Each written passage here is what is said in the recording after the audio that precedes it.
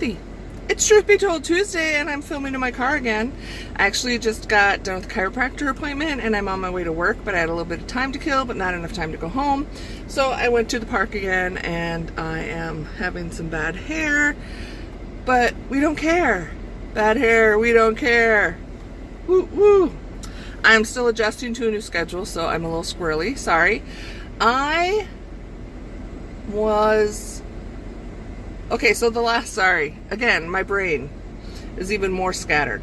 First of all, thanks to everybody who has been playing along with Truth Be Told Tuesday all summer. I appreciate it. I've been reading your answers, and I hope that you've just been like reading each other's comments. I just have not been able to, and maybe people don't even want me to add them in.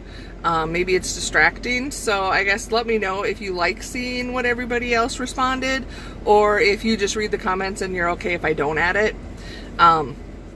I'm not going to try and go back and catch everybody up on everyone from the past 2 months, but if you're interested, I always just read through the comments. It's really fun, and I love seeing when some of you who know each other or don't know each other like start chatting with each other. I think that's so cool, because that's how we all became friends. We just started chatting with each other. So of course, when you do that, all I ever ask is be kind. This isn't a place to get on your own soapboxes and attack other people. So anyway, so yeah, let me know, I guess, if you liked when I would insert the burps of what people said, or if it's okay if I don't. Yeah. So last week we talked about the community festivals. Well, we had our big community festival here actually all weekend. Saturday I went to the parade. That was about the only thing I did. And of course, Mr. Eduardo, my wonderful, handsome husband, was there in his clowning gear with the Shriners. So I'm going to insert a little picture blurb of him. He's so cute. It's Gaylord Extravaganza, and I'm at the parade with my friend Joyce. We're here. We're not going to run out and get any candy, though. It's just at the beginning of the parade, and somewhere we'll find my husband. Look who we found! It's my own special clown!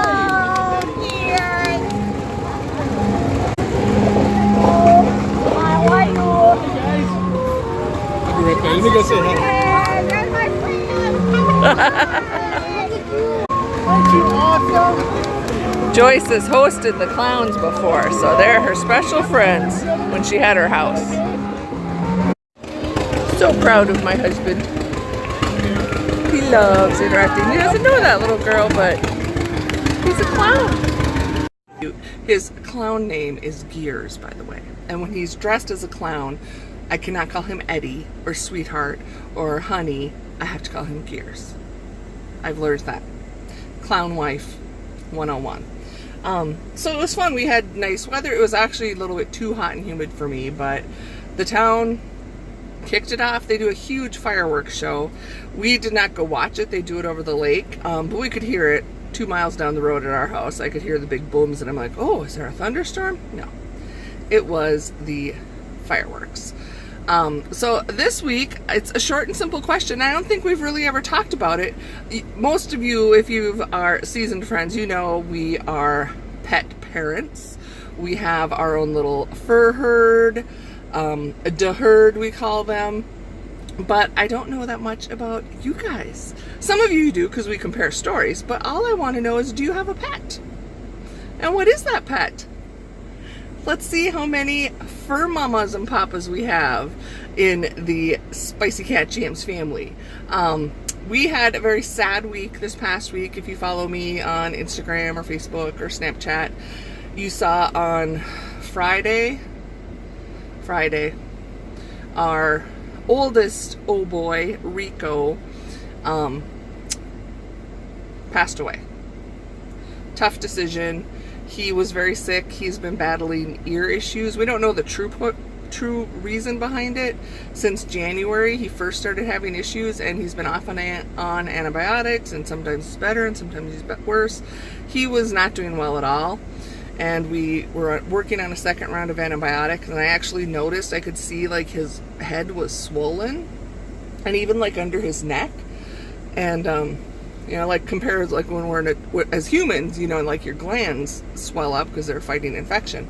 And he was lethargic.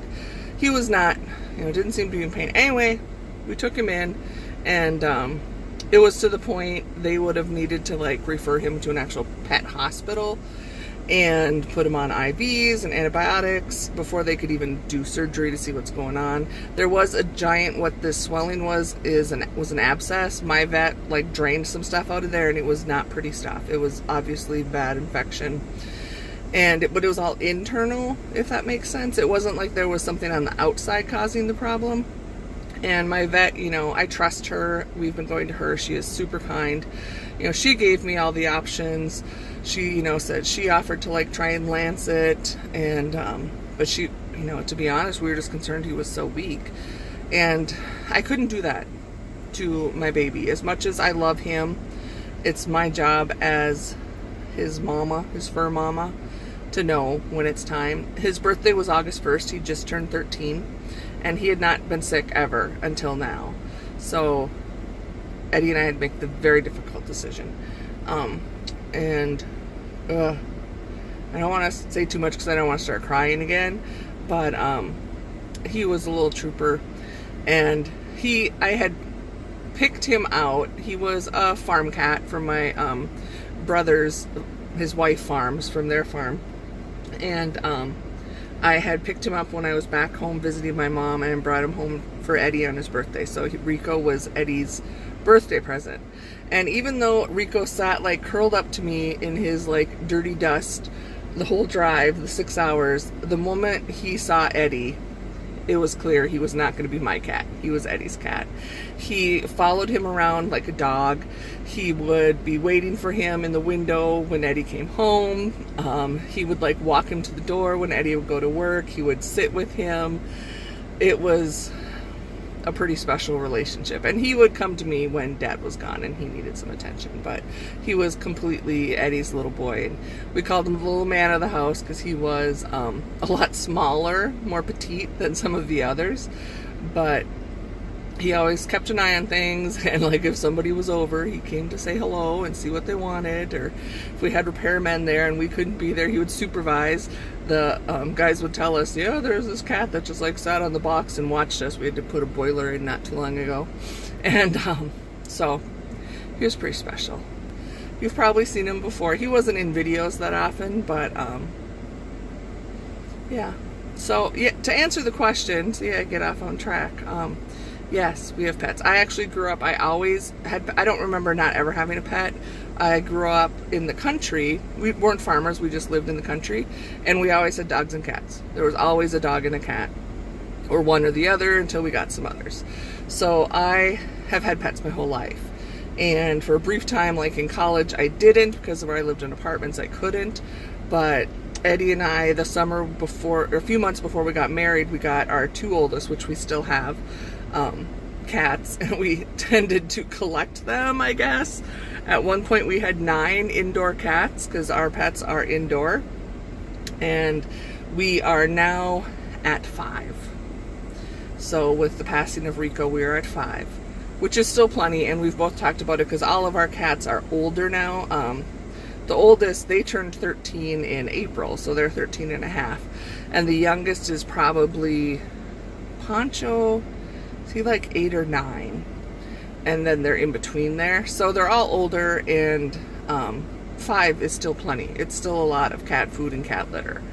And while every time one passes, we feel this emptiness in the house, but we will always have pets, but for now we're not adding anymore. We just have our 5.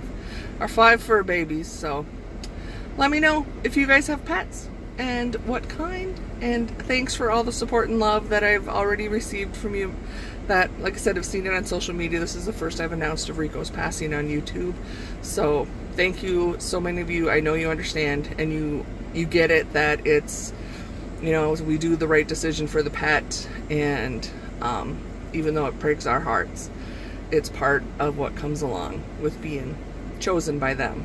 to be their caregiver. So, okay guys, I gotta get out of here because I'm getting all emotional and I have to go to work. So I hope you guys have a wonderful week.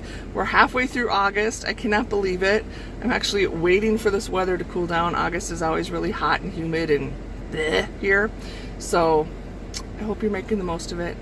And you matter. Don't ever, ever, ever forget that. I hope just as when I was having my really tough days this summer where I really was made to feel I didn't matter by my employer, I thought of you guys. And I hope when you're having those kind of days when you just feel like giving up and that nobody cares, that at some point in that moment you remember that I do. And that if I do, there are a lot more people who do. So hang in there. We'll get through this. This is all just life. We're just doing the best we can. And no one has to do it alone. So let's lean on each other. I love you guys, and I will see you again soon.